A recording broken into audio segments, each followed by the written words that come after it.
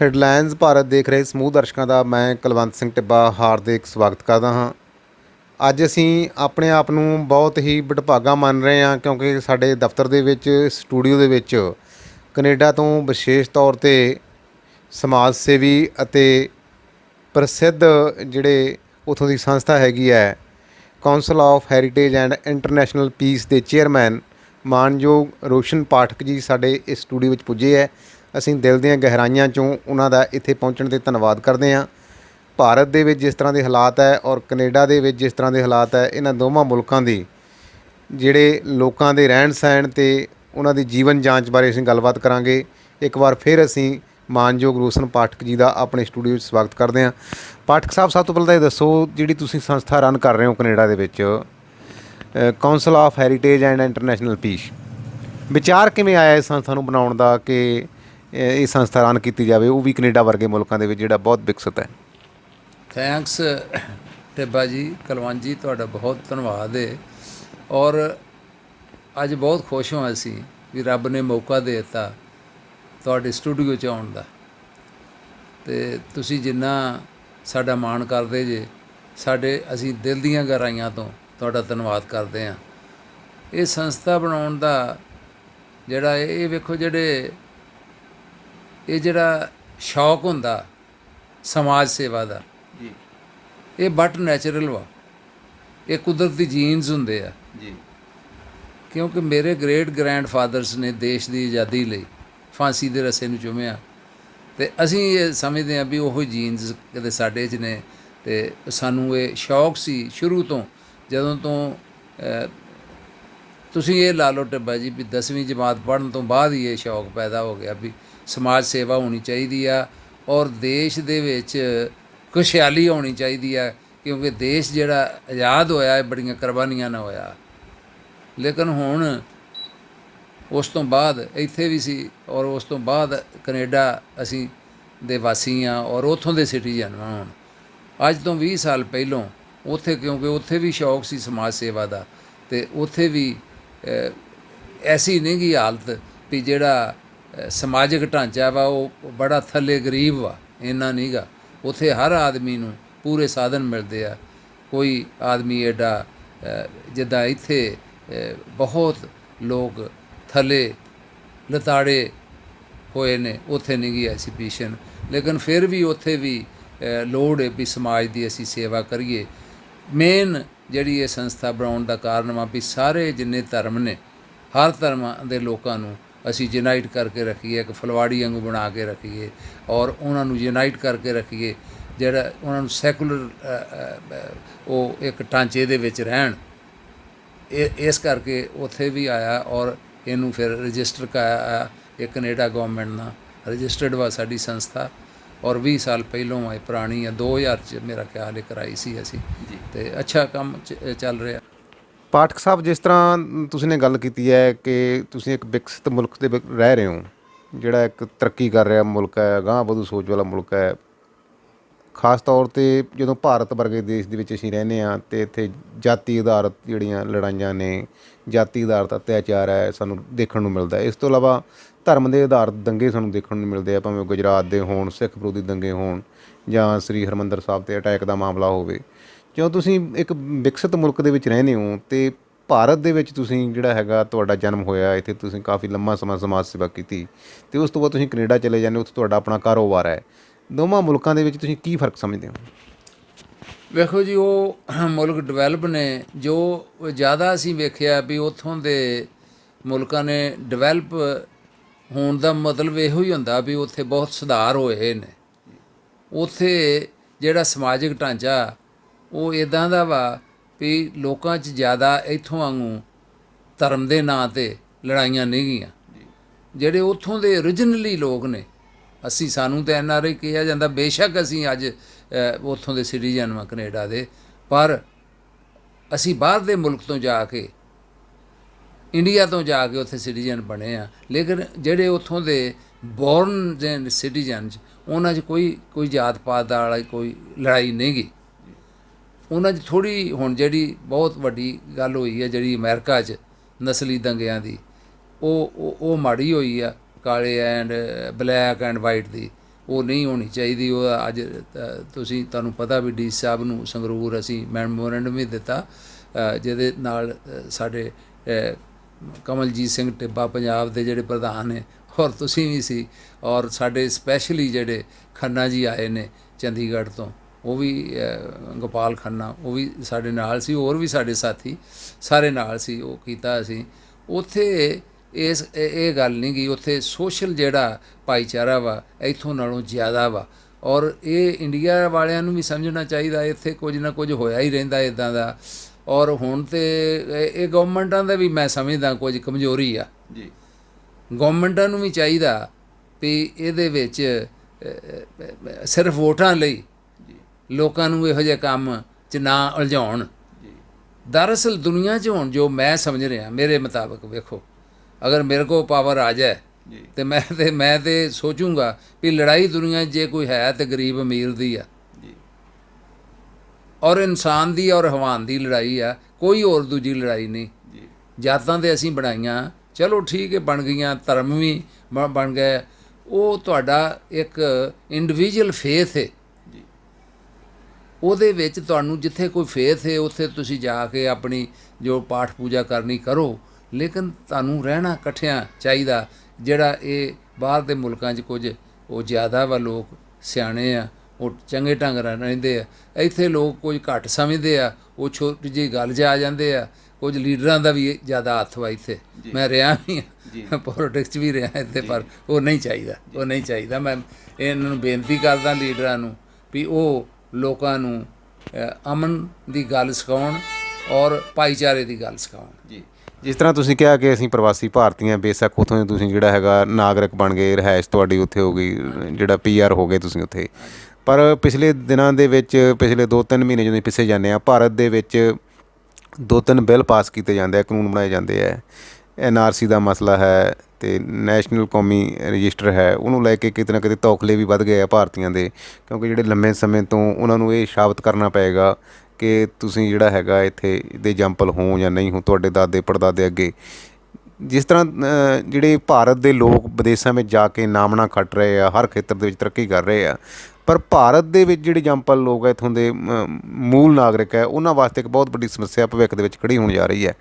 ਇਸ ਜਿਹੜੇ bill pass ਕੀਤੇ ਗਏ ਕੇਂਦਰ ਸਰਕਾਰ ਵੱਲੋਂ, ਇਹਨੂੰ ਤੁਸੀਂ ਕਿਸ ਨਜ਼ਰੀਏ ਨਾਲ ਦੇਖਦੇ ਹੋ? ਗੱਲ ਇਹ ਬਈ ਟਿੱਬਾ ਜੀ, ਇਹ ਤਾਂ ਵੈਸੇ ਇਹ ਭਾਰਤ ਦਾ ਹੀ ਮਸਲਾ ਵਾ, ਪਰ ਤੁਸੀਂ ਸਵਾਲ ਕਰ ਦਿੱਤਾ, ਜਵਾਬ ਤਾਂ ਦੇਣਾ ਹੀ ਪਊ ਇਹਦਾ, ਕਿਉਂਕਿ ਇਹਦੇ ਵਿੱਚ ਜੋ ਅਸੀਂ ਵੇਖਦੇ ਹਾਂ ਨਿਊਜ਼ 'ਚ, TV 'ਤੇ ਜਾਂ ਅਖਬਾਰਾਂ 'ਚ ਜਾਂ ਸੋਸ਼ਲ ਮੀਡੀਆ 'ਤੇ ਵੇਖਦੇ ਹਾਂ, ਕੁਝ ਵਰਗ ਇਹ ਸਮਝਦੇ ਆ ਵੀ ਸਾਡੇ ਨਾਲ ਇਹਨਾਂ ਬਿੱਲਾਂ ਕਰਕੇ ਬੇਇਨਸਾਫੀ ਹੋ ਰਹੀ ਆ ਜੀ, ਸਾਨੂੰ ਬਦੋ ਬਦੀ ਅਲੱਗ ਕੀਤਾ ਜਾ ਰਿਹਾ, ਔਰ ਸਾਨੂੰ ਦਬਾਉਣ ਦੀ ਇੱਕ ਸਾਜ਼ਿਸ਼ ਵਾ ਜੀ।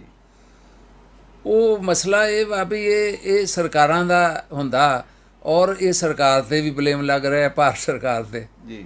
ਇਹ ਤਾਂ ਹੁਣ ਇਹਨਾਂ ਨੂੰ ਸੋਚਣਾ ਚਾਹੀਦਾ, ਜਦੋਂ ਸਰਕਾਰ ਬਣ ਜਾਏ, ਕੋਈ ਬਣ ਜਾਏ, ਦੇਖੋ ਇਹ ਨਹੀਂ ਮੈਂ ਸਮਝਦਾ ਵੀ ਕਾਂਗਰਸ ਦੀ ਆ ਜਾਂ ਹੁਣ BJP ਦੀ ਆ, ਜਾਂ ਸਰਕਾਰ ਦਾ ਕੰਮ ਇਹੋ ਹੀ ਹੁੰਦਾ ਲੋਕ ਭਲਾਈ ਦਾ, ਵੀ ਲੋਕਾਂ ਦੀ ਭਲਾਈ ਦਾ ਕੰਮ ਸੋਚਣ, ਨਾ ਕਿ ਲੋਕਾਂ ਨੂੰ ਵਿਤਕਰੇ ਪਾਉਣ ਦਾ ਕੰਮ ਹੋਵੇ। ਇਹਦੇ ਵਿੱਚ ਮੈਂ ਜੋ ਸਮਝਦਾ, ਇਹ ਤਾਂ ਸਰਕਾਰ ਨੂੰ ਸੋਚਣਾ ਚਾਹੀਦਾ ਵੀ ਹਾਂ ਬਸ।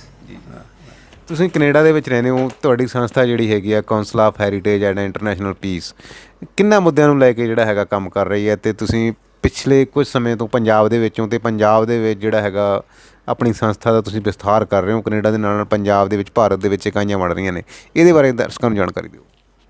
ਦੇਖੋ, ਜਿਹੜੀ ਇਹ ਸੰਸਥਾ ਵਾ, ਅਸੀਂ ਚਾਹੁੰਦੇ ਹਾਂ ਸਾਰੀ ਦੁਨੀਆ 'ਚ ਚੱਲੇ, ਕਿਉਂਕਿ ਦੁਨੀਆ 'ਚ ਜਿੰਨੀ ਦੇਰ ਅਮਨ ਨਹੀਂ, ਉਨੀ ਦੇਰ ਕੁਝ ਵੀ ਨਹੀਂ। ਸੈਕੰਡ ਵਰਲਡ ਵਾਰ ਤੋਂ ਬਾਅਦ ਇੱਕ UN ਬੋਡੀ ਬਣੀ, ਤਿਆਰ ਹੋਈ, ਵੀ ਜਿਹਨੇ ਇਹ ਕਿਹਾ ਵੀ ਅਸੀਂ ਦੁਨੀਆ 'ਚ ਜਿਹੜੀਆਂ ਉਹ ਲੜਾਈਆਂ ਘਟਾਉਣੀਆਂ, ਅਮਨ ਕਰਨਾ, ਪਰ ਭਾਰਤ ਦੇ ਇਹਦੇ 'ਚ ਬਹੁਤ ਅੱਗੇ ਆ। ਇਹ ਮਹਾਤਮਾ ਬੁੱਧ ਨੇ ਪਹਿਲਾ ਮੈਸੇਜ ਦਿੱਤਾ ਅਮਨ ਦਾ ਦੁਨੀਆ 'ਚ, ਔਰ ਜਿਹਨੂੰ ਦੁਨੀਆ ਮੰਨ ਰਹੀ ਹੈ। ਵੇਖੋ, ਵੱਡੇ ਵੱਡੇ ਮੁਲਕ ਮੰਨਦੇ ਆ ਵੀ ਇਹ ਅਮਨ ਤੋਂ ਬਿਨਾਂ ਕੋਈ ਹੱਲ ਨਹੀਂ, ਔਰ ਨਹੀਂ ਹੁੰਦਾ ਵੀ ਨਹੀਂ। ਤੁਸੀਂ ਵੇਖ ਲਓ, ਲੜਾਈ ਹੋ ਜਾਏ, ਕੋਈ ਨੁਕਸਾਨ ਹੋ ਜਾਣ, ਔਰ ਹੁੰਦਾ ਜਨਤਾ ਦਾ, ਗਰੀਬਾਂ ਦਾ, ਉਹ ਨੁਕਸਾਨ ਹੋਣ ਤੋਂ ਬਾਅਦ ਵੀ ਜਿਹੜੀ ਗੱਲ ਫੈਸਲਾ ਹੁੰਦਾ ਉਹ ਟੇਬਲ 'ਤੇ ਬਹਿ ਕੇ ਹੁੰਦਾ, ਅਮਨ ਨਾਲ ਹੀ ਹੁੰਦਾ। ਹੁਣ ਵੀ ਇੱਥੇ ਅਸੀਂ ਹੈਗੇ ਹਾਂ, ਚਲੋ ਕੋਈ ਥੋੜ੍ਹੀ ਦੇਰ ਸਾਨੂੰ ਜ਼ਿਆਦਾ ਰਹਿਣਾ ਪਿਆ ਕਿਉਂਕਿ ਇਹ ਇੱਕ ਹਾਲਾਤ ਐਸੇ ਬਣ ਗਏ ਕੋਵਿਡ-19 ਦੇ, ਅਤੇ ਕਈ ਮਜਬੂਰੀਆਂ ਆਈਆਂ, ਕਈ ਕੁਝ ਹੋਇਆ। ਔਰ ਅਸੀਂ ਵੇਖ ਰਹੇ ਹਾਂ ਮਸਲੇ ਚੱਲ ਰਹੇ ਨੇ ਸਰਹੱਦ ਦਾ, ਚੀਨ ਦਾ ਵੀ ਹੁਣ ਸੁਣ ਰਹੇ ਹਾਂ, ਕੁਝ ਹੋਰ ਵੀ ਸੁਣ ਰਹੇ ਹਾਂ।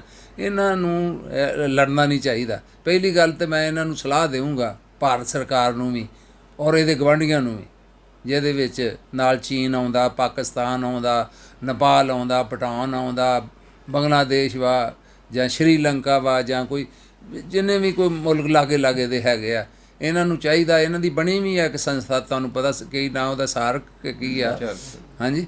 ਅਤੇ ਲੇਕਿਨ ਉਹਦੇ ਵਿੱਚ ਇਹਨਾਂ ਨੂੰ ਫੈਸਲਾ ਚਾਹੀਦਾ, ਇੱਕ ਸੰਧੀ ਚਾਹੀਦੀ ਆ ਵੀ ਇਹ ਲੜਾਈ ਨਾ ਕਰਨ, ਜਿੱਦਾਂ ਇੱਕ ਨਾਰਥ ਅਮਰੀਕਾ ਦੀ ਸੰਧੀ ਹੈਗੀ ਆ, ਬਹੁਤ ਤਗੜੀ ਆ। ਵੇਖੋ ਉਸੇ ਕਰਕੇ ਹੀ ਉਹ ਮੁਲਕ ਬਹੁਤ ਅੱਗੇ ਨੇ। ਤਿੰਨਾਂ ਮੁਲਕਾਂ ਦੀ ਉੱਥੇ ਸੰਧੀ ਹੈ ਨਾਰਥ ਅਮਰੀਕਾ 'ਚ, ਮੈਕਸੀਕੋ, ਅਮਰੀਕਾ, USA ਔਰ ਕੈਨੇਡਾ ਆਉਂਦੇ ਆ। ਉਹਨਾਂ ਦੀ ਲੜਾਈ ਵੀ ਹੋ ਚੁੱਕੀ ਆ ਔਰ ਤੁਸੀਂ ਵੇਖੋ, ਔਰ ਉਹਨਾਂ ਦਾ ਫੈਸਲਾ ਫਿਰ ਬਹਿ ਕੇ ਹੋਇਆ। ਉਹ ਜਿੱਥੇ ਫੈਸਲਾ ਹੋਇਆ ਸਰਹੱਦ ਦੇ, ਉਹ ਸਰਹੱਦ ਹੈਗੀ ਬਫਲੋ ਜੀ, ਔਰ ਉੱਥੇ ਇੱਕ ਬ੍ਰਿਜ 'ਤੇ ਫੈਸਲਾ ਹੋਇਆ ਜਿਹੜਾ ਨਿਆਗਰਾ ਫਾਲ ਦਾ ਇੱਕ ਪੁਲ ਸੀ, ਉਹਨੂੰ ਪੀਸ ਬ੍ਰਿਜ ਦੇ ਨਾਂ 'ਤੇ ਅੱਜ ਵੀ ਮਸ਼ਹੂਰ ਹੈ, ਪੀਸ ਬ੍ਰਿਜ।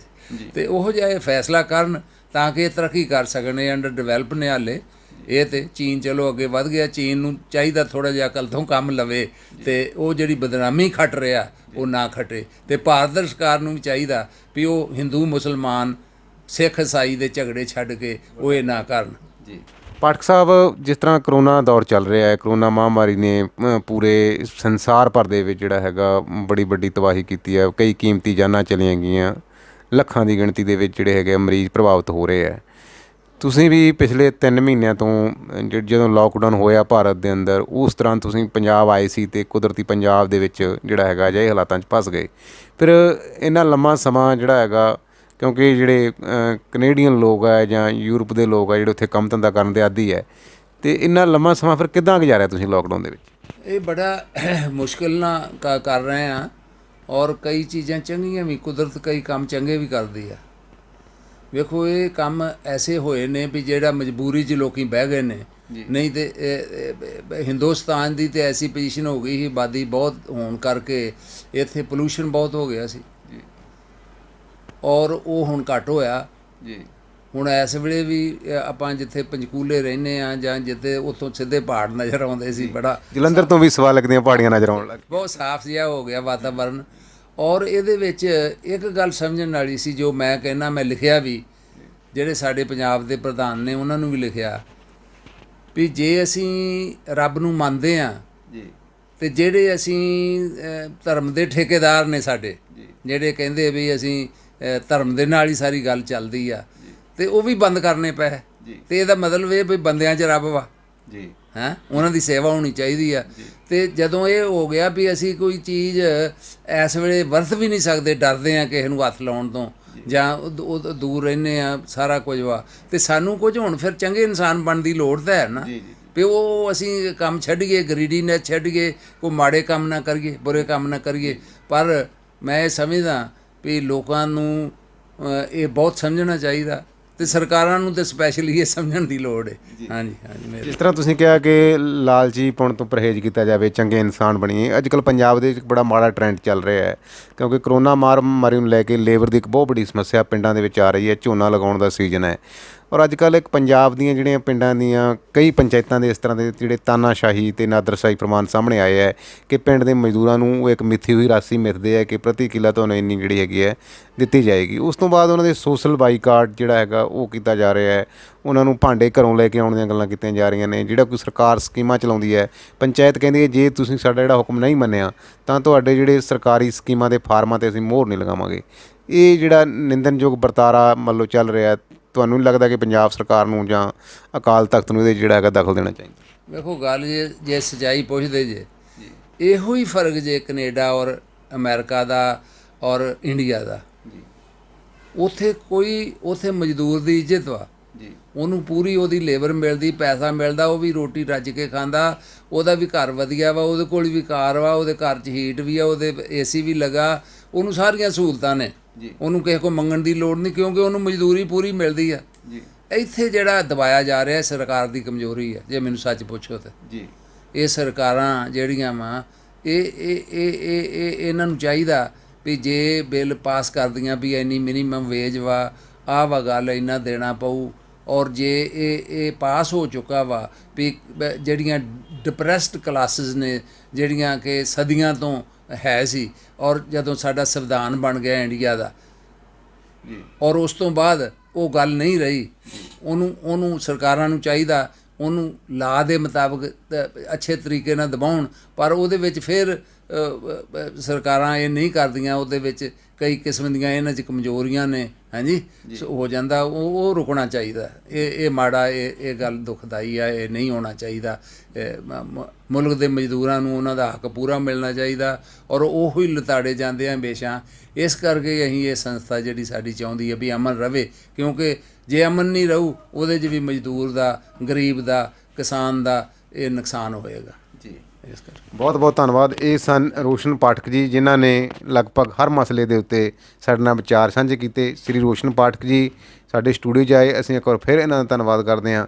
ਵਧੇਰੇ ਖਬਰਾਂ ਲਈ ਤੁਸੀਂ ਸਾਡਾ YouTube channel headlines Bharat subscribe ਕਰੋ ਅਤੇ ਘੰਟੀ ਦਾ ਬਟਨ ਦਬਾਓ ਤਾਂ ਕਿ ਹਰ ਅਪਡੇਟ ਤੁਹਾਡੇ ਤੱਕ ਪਹੁੰਚ ਸਕੇ। ਧੰਨਵਾਦ।